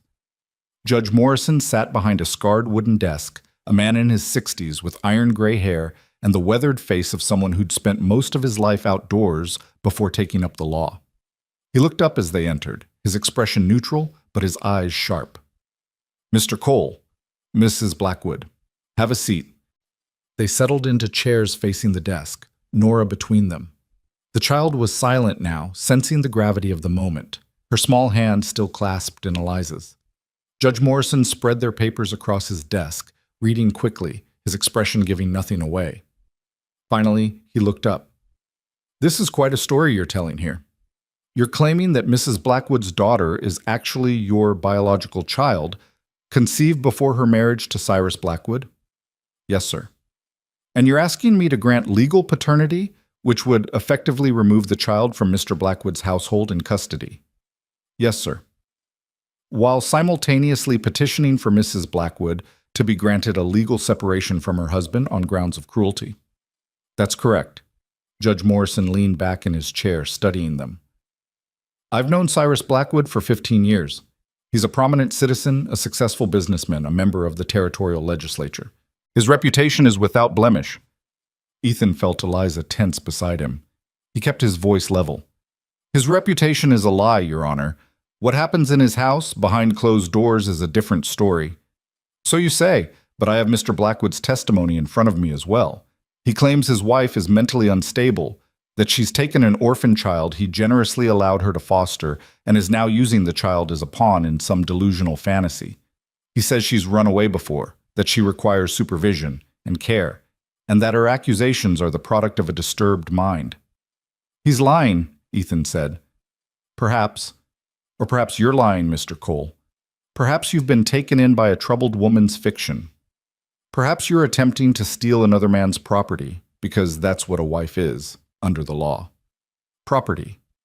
She's not property. She's a human being who was sold to pay her father's debts and then tortured for years by the man who bought her. Judge Morrison's expression hardened. Strong words. Can you prove them? Look at her, Ethan said, gesturing to Eliza. She can't speak. Her voice was taken by years of abuse. Her hands shake when strangers approach. She flinches at sudden movements. Those aren't the behaviors of a woman in a loving marriage. They're also consistent with mental instability, which is Mr. Blackwood's claim. The judge turned his attention to Eliza. Mrs. Blackwood, can you speak at all? Even a word? Eliza's face paled. She opened her mouth, clearly trying, but no sound came out. After a moment, she closed it again, shame coloring her cheeks, and reached for her paper and pencil. She communicates by writing, Ethan said. She's fully competent, fully aware. She just can't make sound. That's convenient, Judge Morrison said dryly. Makes it difficult to cross-examine her, doesn't it? Eliza's hand moved rapidly across the paper. She held it up. I am not insane. I am not incompetent. I was abused. I ran to protect my daughter. Please believe me. Judge Morrison read it, his expression unreadable. Your daughter? You're stating for the record that this child is biologically yours, not an orphan you fostered? Eliza nodded emphatically, writing more. She is mine, born 5 years ago. Father is Ethan Cole. Hidden from my husband because he would have hurt her. And the evidence for this claim? Ethan spoke up. The child has a birthmark identical to one carried by my father and grandfather. It's a family trait, passed through blood. She has my eyes, my mother's features. Anyone who looks at us together can see the resemblance. Physical resemblance is not proof of paternity, Judge Morrison said. It's suggestive, but not conclusive. Do you have anything else? Witnesses to the birth? Documents? The birth was hidden, Ethan said. Eliza was already married by then, already trapped. She couldn't let anyone know the child wasn't her husband's, or there would have been consequences, for both of them. So you have no concrete proof, just your word, her written statements, and a birthmark that could be coincidence. Judge Morrison shook his head. Mr. Cole, I want to believe you, but the law requires evidence, not emotion. And right now what I have is a respected businessman claiming his wife has stolen a child and run away with a man she barely knows, versus that man's unsubstantiated claims of abuse and paternity. What about what she wants? Ethan demanded. Doesn't her choice matter? Her choice? The judge's eyebrows rose. Mr. Cole, wives don't get choices. They're under the protection and authority of their husbands. That's the law. If I grant this separation without clear evidence of grievous harm, I'm setting a precedent that any wife can simply leave her husband whenever she pleases. That way lies chaos. That way lies freedom, Ethan shot back. Freedom for women who are trapped in situations they never chose, married to men who hurt them, living in fear every day of their lives. That's a pretty speech, Mr. Cole, but it's not the law. Judge Morrison gathered the papers, straightening them into a neat stack. I'm going to need time to review all of this. Come back tomorrow morning. I'll have made my decision by then. Tomorrow? Ethan's heart sank. Your Honor, every day we delay is another day Blackwood has to... To what? He's filed legal claims through proper channels. He's not breaking any laws. You, on the other hand, are currently harboring another man's wife against her husband's wishes. That's a crime in some jurisdictions. She came to me willingly. She was running for her life. So she claims, so you claim. But I've only heard one side of this story in person. Before I make any ruling, I want to hear from Mr. Blackwood directly. Judge Morrison's voice was firm. He's been summoned. Should arrive sometime late tonight or tomorrow morning. Once he's here, we'll have a full hearing, both parties present, and I'll make my determination. Ethan's blood ran cold. You brought him here? He has a right to defend himself against these accusations, Mr. Cole. Surely you understand that. What I understand is you've just put them in danger. Ethan stood, his chair scraping loudly. He's not going to come here to talk reasonably. He's going to come to take them back by force if necessary. Then it's a good thing we'll be having this discussion in a court of law, with a judge present. Morrison's voice was ice. Sit down, Mr. Cole, and control yourself or I'll hold you in contempt. Ethan sat slowly, every muscle tense. Beside him, Eliza had gone white as snow, her hands trembling so badly she could barely hold her pencil. She wrote shakily, "He's coming. He'll take her." "No, he won't," Ethan said quietly, though his heart was hammering. "I won't let him." "Mr. Cole," Judge Morrison said, his tone carrying a warning, "I strongly suggest you don't do anything foolish. The law will handle this. Let it." "The law hasn't protected her so far," Ethan said. "Why should I trust it to start now?" "Because the alternative is violence, and violence will only hurt your case. If you care about this woman and child, you'll let the process work." The judge stood, signaling the meeting was over. "Tomorrow morning, 9 o'clock. Both parties present. We'll settle this properly." They left the courthouse in numb silence. On the street, Ethan finally spoke. "We need to leave, now, before he gets here." Eliza shook her head frantically, writing, "Where would we go? He'll find us. He always finds me." "Then we make a stand, but not here. Not in town where he has the advantage." Ethan's mind was racing, calculating. "We go back to the ranch. We fortify. We wait for him there, on our terms." The judge said, "I don't care what the judge said. He just put you on a platter for Blackwood. We're not waiting around to be served up." Ethan looked down at Nora, who was watching with frightened eyes. "Trust me. Please." Eliza looked at her daughter, then back at Ethan. After a long moment, she nodded. They collected their things from the boarding house and rode out within the hour, pushing the horses hard despite the cold and growing darkness. Better to travel through the night than to be caught sleeping when Blackwood arrived. They reached the ranch just before midnight, the horses exhausted, Nora asleep in Ethan's arms.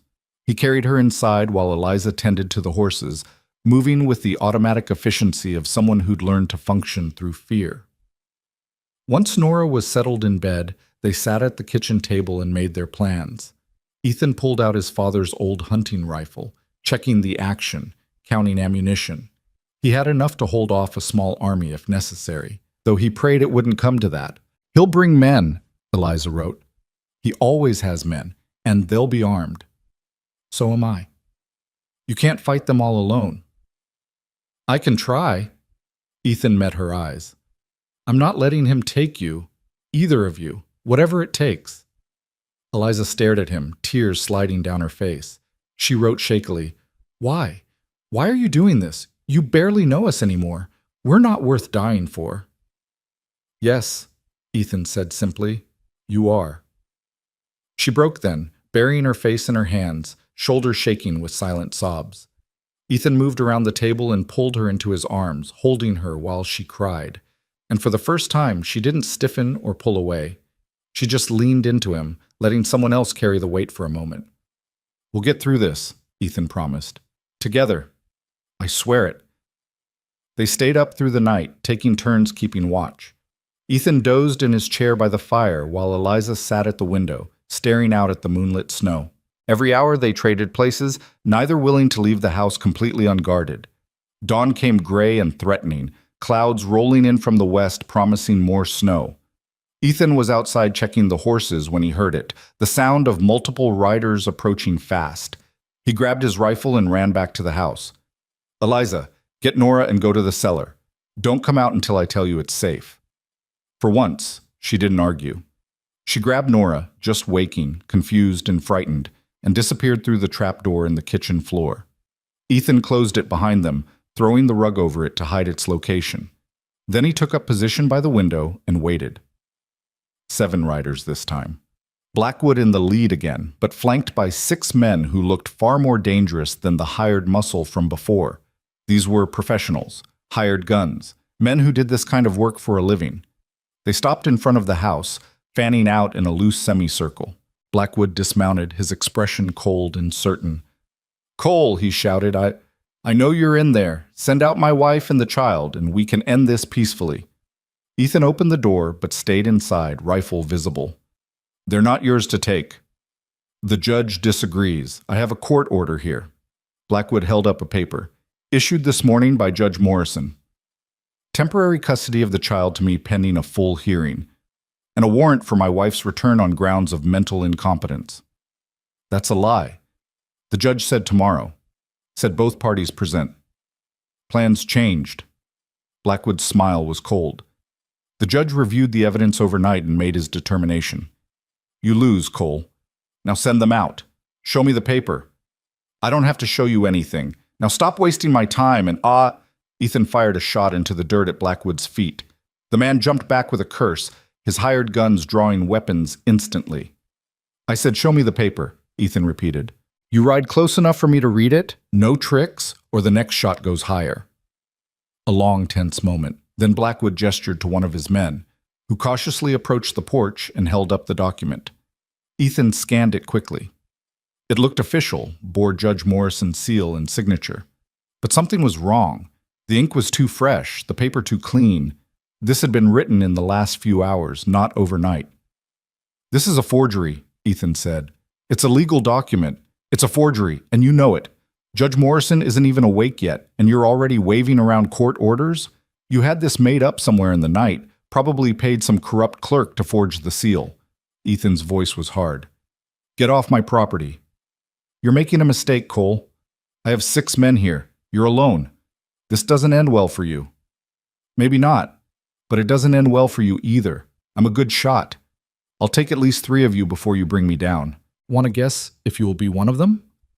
Blackwood's certainty faltered. This is insane. This is protecting my family. Now leave. They're not your family. She's my wife. The child is my ward. The child is my daughter, Ethan shouted. My blood, my bone, my responsibility. And that woman suffered 4 years under your roof, 4 years of being beaten and broken and silenced. That ends now. She's free. She's safe. And you're leaving. You can't win this. Even if you drive me off now, I'll be back. With more men. With the real law. You think one rancher with a rifle can stand against the entire territorial government? I have friends, Cole. Real friends. Judges, marshals, legislators. They'll crush you. Then let them come. Ethan's voice was steady. Let them all come. Because I'm not backing down. This is my land. This is my family. And any man who tries to take them will have to kill me first. Silence fell, broken only by the wind and the nervous shifting of horses. Blackwood's men looked uncertain, clearly reconsidering their employment. This was supposed to be simple. Ride out, intimidate a lone rancher, take what their boss claimed. But the man staring them down from that porch didn't look intimidated. He looked ready to die fighting. You're a fool, Blackwood finally said. An absolute fool. Maybe, Ethan said, but I'm a fool with a rifle and nothing left to lose. So I'll ask one more time. Get off my property. Blackwood stared at him for a long moment, hatred radiating from every line of his body. Then he turned to his men. We're leaving. Boss? Oh, one of them said uncertainly. I said we're leaving, but mark my words, Cole. This isn't over, not by a long shot. I'll be back. With the real law. And when I am, no amount of shooting is going to save you. They mounted up and rode out, slower this time, Blackwood looking back once with an expression that promised vengeance. Ethan kept his rifle trained on them until they disappeared over the hill, then sagged against the doorframe, adrenaline leaving him shaky. He crossed to the cellar and opened the trapdoor. They're gone. For now.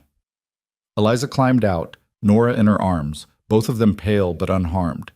She set Nora down and immediately grabbed her paper, writing frantically. He'll be back. He meant it.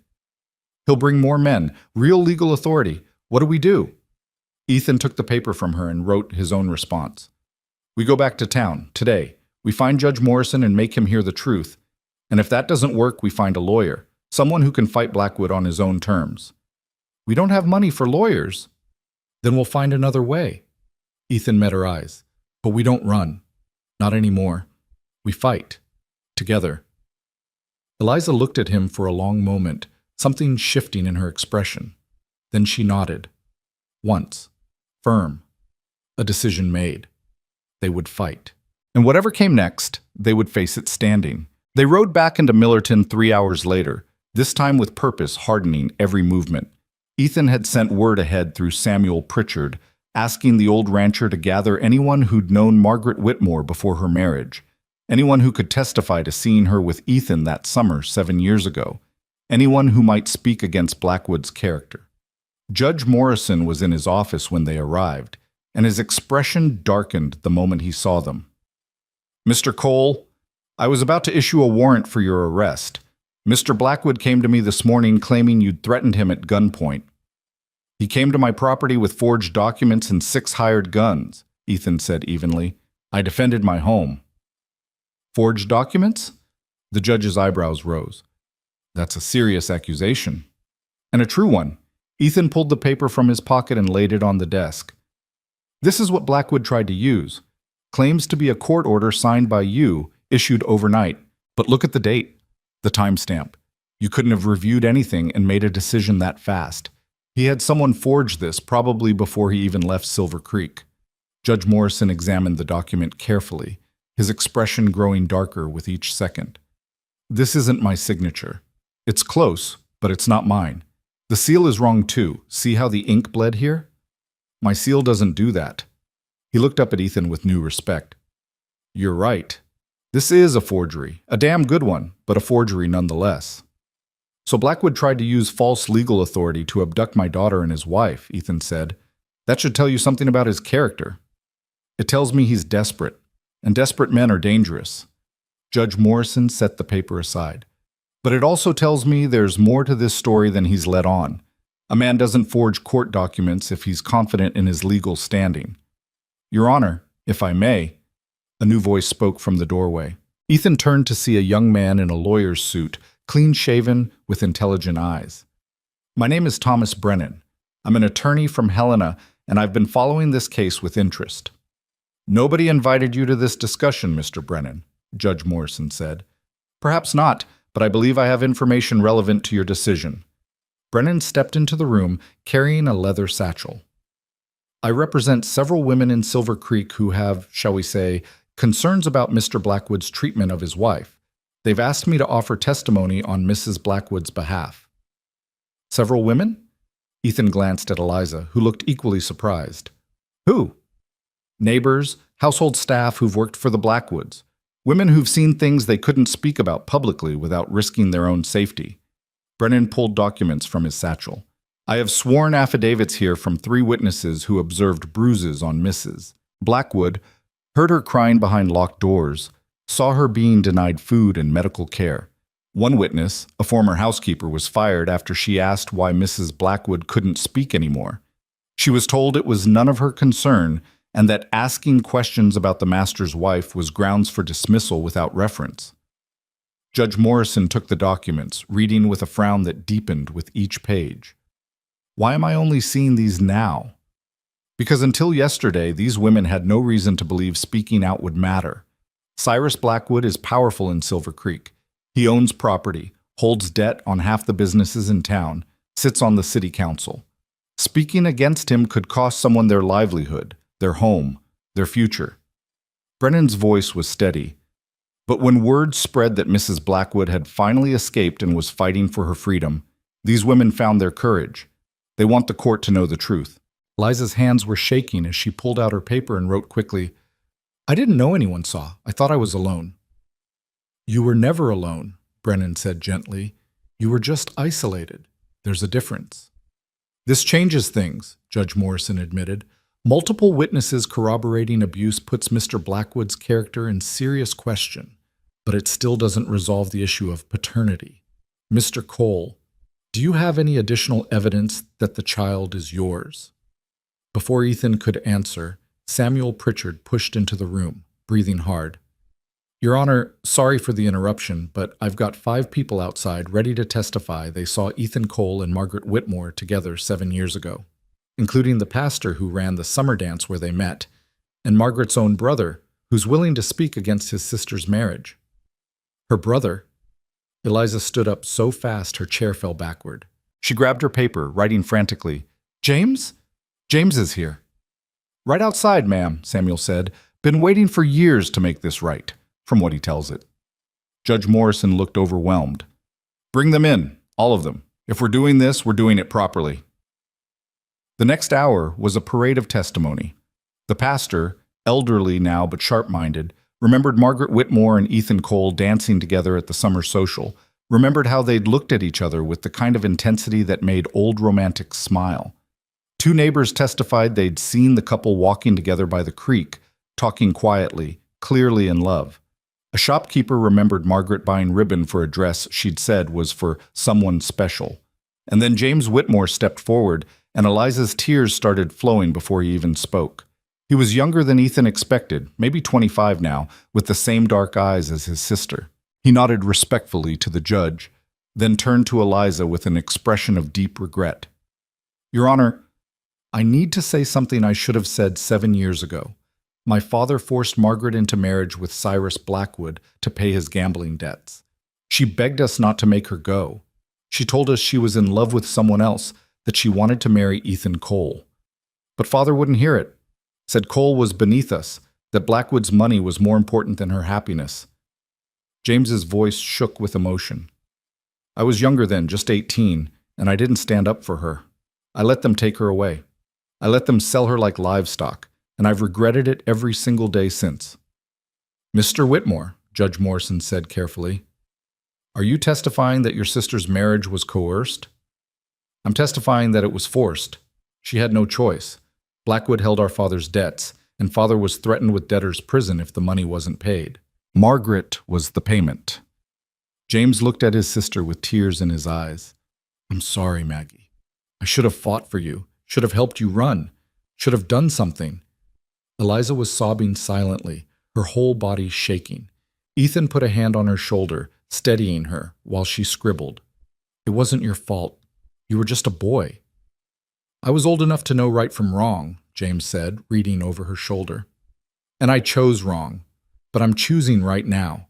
If you need someone to testify that Blackwood's a monster, that he never should have had you in the first place, I'll say it under oath. I'll say it to anyone who'll listen.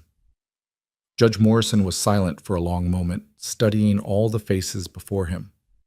Finally, he spoke. Mr. Cole, show me this birthmark you mentioned. The one you claim proves paternity. Ethan unbuttoned his shirt and pulled it aside, revealing the crescent-shaped mark on his left shoulder. My father had this. His father had it. It's been in our family for generations. And the child? Nora, Ethan called softly. Come here, sweetheart. Nora emerged from where she'd been sitting quietly with Samuel, her small face serious. She walked to Ethan without fear, and he gently moved her collar aside to show the identical mark on her neck. The judge leaned forward, comparing them carefully. It's the same, exactly the same. Location is different, but the shape, the size, identical. It's hereditary, Ethan said. Passes down through blood. No other explanation for it. There's one more thing, Thomas Brennan interjected. Your Honor, I took the liberty of checking birth records in Silver Creek. Nora was born in March of 1881. Mr. Blackwood married Margaret Whitmore in November of 1880. That's only 4 months before the birth. Even accounting for early labor, the timeline doesn't work for Blackwood to be the biological father. Judge Morrison did the calculation in his head, his expression shifting. You're right. The child had to be conceived before the marriage, or very shortly after. And given all this testimony about the relationship between Mr. Cole and Miss Whitmore before her marriage, he stopped, correcting himself. Before Mrs. Blackwood's forced marriage. The evidence is compelling. Your Honor, this is ridiculous. Blackwood's voice cut through the room. Nobody had noticed him enter, but there he stood in the doorway, flanked by 2 men in suits. You're taking the word of disgruntled servants and a brother with an axe to grind over mine? I'm a respected businessman. You're a man who just tried to use forged legal documents to kidnap a child, Judge Morrison said coldly. I have the forgery right here, Mr. Blackwood. Care to explain it? Blackwood's confidence faltered. I don't know what you're talking about. Don't lie to me. I've been a judge for 20 years. I know a forgery when I see one. Morrison stood, his full authority behind every word. Mr. Blackwood, based on the evidence presented today, I'm making the following rulings. First, I'm granting Eliza Blackwood a legal separation from you on grounds of coercion, fraud, and sustained cruelty. Second, I'm recognizing Ethan Cole as the biological and legal father of the child known as Nora and granting him full custody. Third, I'm issuing a restraining order forbidding you from approaching Mrs. Blackwood or the child within 100 yards. And fourth, his voice hardened, I'm referring this matter to the territorial marshal for investigation into the forged documents and your treatment of your wife. You can't do this.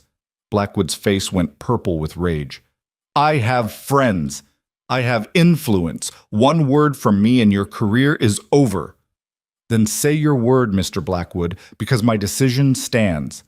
Judge Morrison's voice was ice. Get out of my courtroom, now. For a moment, it looked like Blackwood might actually attack someone, his hands clenched into fists, his breathing ragged with fury.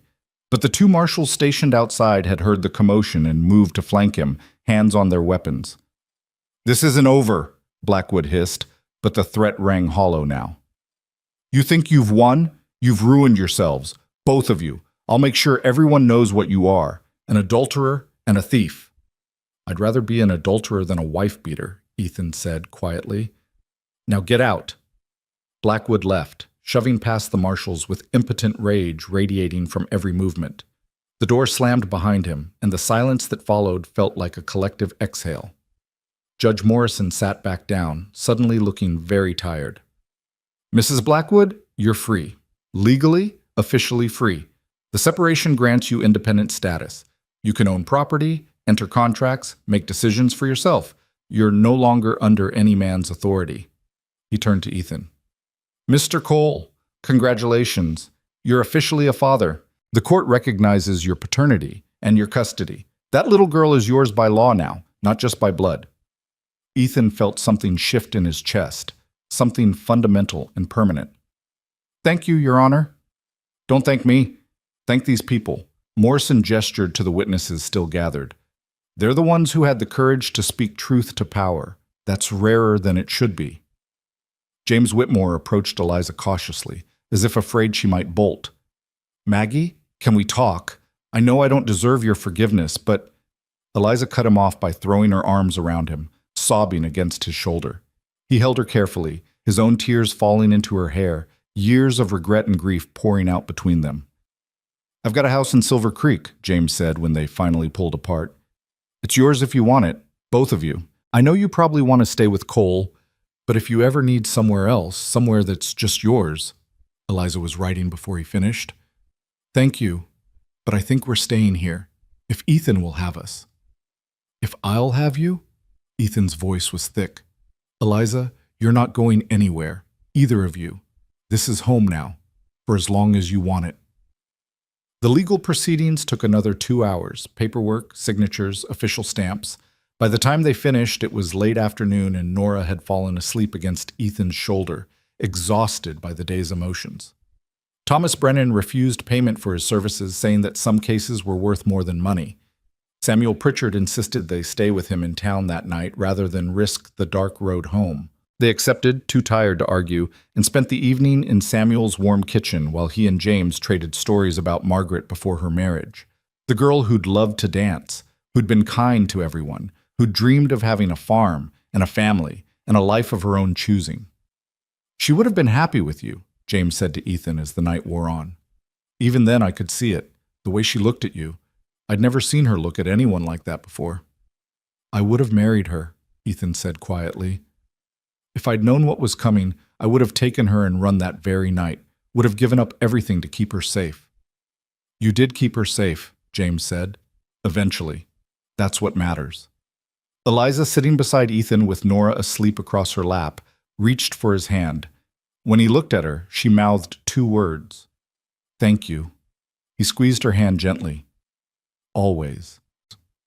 They returned to the ranch 2 days later, giving Blackwood time to clear out of the territory. Word had spread fast. The territorial marshal had indeed opened an investigation, and several of Blackwood's friends were suddenly very interested in distancing themselves from him. His business connections were severing, his political influence evaporating. By the time Ethan, Eliza, and Nora rode home, Blackwood had left Silver Creek entirely, reportedly headed back east where his damaged reputation might not have spread yet. The ranch looked different somehow, though nothing had physically changed. Maybe it was knowing they were safe now, knowing they could stay without looking over their shoulders, without fear of being torn apart. Spring came slowly that year, the snow taking its time about melting. But eventually the drifts receded, revealing brown grass that would soon turn green. The creek thawed and began to run again. Birds returned, filling the air with sound after months of winter silence. Ethan taught Nora to ride properly, starting her on the gentlest mare. He taught her about ranching, about caring for animals, about reading weather and land and all the skills she'd need to survive in this country. She soaked it all up like parched ground drinking rain, asking endless questions and remembering every answer. Eliza's voice never returned, but she found other ways to communicate. Her written notes became less fearful, more playful. She started leaving little messages around the house for Ethan to find. Thank you for the firewood. The roof still leaks. I made your favorite for dinner. And sometimes late at night when Nora was asleep, she would write longer letters about her feelings, her fears, her slowly growing hope that maybe, just maybe, they could build something real from the wreckage of the past. One evening in late April, Ethan found her in the garden she'd started planting. She'd cleared a patch near the house and was working the soil with fierce determination, her sleeves rolled up, dirt under her fingernails. She looked up when his shadow fell across her work, and she smiled. An actual smile, open and unguarded. That's going to be beautiful, Ethan said, looking at the neat rows she'd laid out. Eliza pulled out the papers she always kept in her pocket now. I want to grow vegetables and flowers. I want this place to feel alive. It already does, because you're here. She looked at him for a long moment, something shifting in her expression. Then she set down her tools and stood, brushing dirt from her hands. She pulled out her pencil and wrote carefully. I need to tell you something. I've been thinking about it for weeks, and I need to say it. All right. I loved you. 7 years ago, I loved you.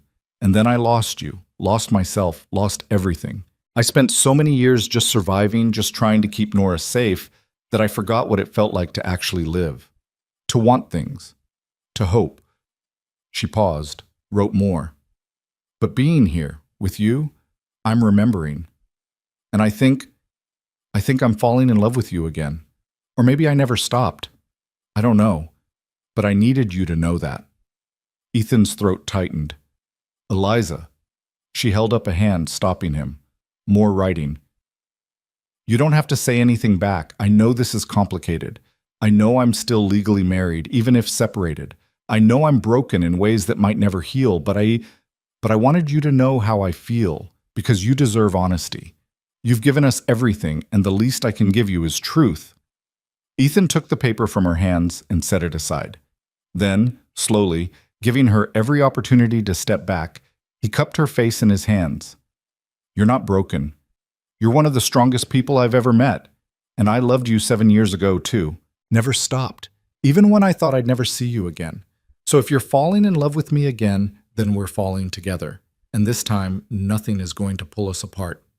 He kissed her then, gentle and careful, and she melted into him with a small sound that might have been a sob or a laugh, or both. When they pulled apart, tears were streaming down her face. But she was smiling. They married that summer, a quiet ceremony with just Samuel, James, and a few neighbors as witnesses. Nora stood between them, holding both their hands, beaming with a happiness that transformed her into the child she'd never been allowed to be before. The ranch flourished under their combined efforts. Eliza's garden produced vegetables and flowers in abundance. Ethan's herd grew. Nora learned to read and write and ride, growing strong and confident and fearless. The house that had been too big for one lonely man became exactly the right size for a family of 3. On a quiet evening in late autumn, with the first frost painting the windows and a fire crackling in the hearth, Eliza sat at the table writing while Ethan whittled and Nora practiced her letters. The scene was so peaceful, so achingly normal, that Ethan had to stop and just look at them. His wife, his daughter, his family. Eliza glanced up, caught him staring, and raised an eyebrow in question. Just thinking, Ethan said, about that night you showed up in the snow. How different everything could have been if I hadn't opened the door. Eliza wrote quickly, but you did open it, that's what matters. I almost didn't. I stood there with my hand on the latch, thinking it was probably trouble. And it was trouble. Just not the kind I expected. Good trouble? Nora asked, looking up from her letters. The best trouble, Ethan confirmed. The kind that changes everything for the better. Eliza smiled and wrote one more note, holding it up. We were all lost before that night, and then we found each other. Found home. Found family, Ethan added. Found love, Eliza wrote. Nora, not to be left out, carefully wrote her own message in her childish hand. Found happy. And that was the truest thing of all. Years later, long after Nora had grown and started her own family, after Eliza had filled journals with the stories she couldn't speak aloud, after Ethan had built their ranch into something that would last for generations, people would ask how it all began. The answer was simple. It began with a knock on a door, a child's desperate plea, a woman's silent courage, and a man who chose to fight for strangers who turned out to be everything he'd been missing. It began with 3 broken people finding each other in a Montana blizzard and deciding that broken didn't mean beyond repair. That family wasn't always about blood and birth, but about choice and commitment and showing up day after day. It began with love, lost and found and fought for and earned. The ranch stood for 3 generations after that winter night, and the story was passed down each time. The story of how a child knocked in the snow and a broken house became a home that lasted. How silence found its voice through love. How 3 lost souls became a family that nothing could tear apart. And on clear winter nights, when the snow fell soft and steady, the descendants of Ethan Cole and Eliza Blackwood would look out at the Montana wilderness and remember. Remember that sometimes the greatest gifts come disguised as trouble. That opening your door to strangers might mean opening your heart to family. That the best stories don't end. They just begin again with each new generation. The ranch endured. The love endured. And the memory of one desperate night when everything changed endured most of all. Because some stories are worth remembering, some choices are worth celebrating, and some families are worth fighting for, no matter the cost. This was one of those stories, and it was true.